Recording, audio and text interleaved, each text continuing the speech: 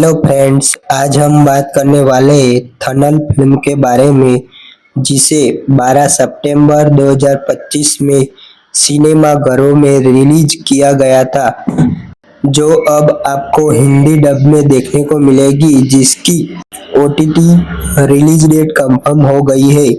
थनल film आपको किस OTT platform पर देखने को मिलेगी, उस पर आज हम बात करने वाले हैं। थनल फिल्म के अंदर स्टारकास्ट में आपको अथर्व और लावण्य त्रिपाठी देखने को मिलेंगे। थनल मूवी को डायरेक्ट किया है रविंद्र माधव ने, जिसके अंदर आपको एक्शन और थ्रिलर देखने को मिलेगा। थनल मूवी को 10 में से 7.1 की IMDb रेटिंग मिली है। थनल मूवी की स्टोरी की बात करें तो थनल मूवी के अंदर आपको अथर्व एक पुलिस अधिकारी है जो एक सिपाही में से अपराधी बने व्यक्ति का पीछा कर रहे हैं।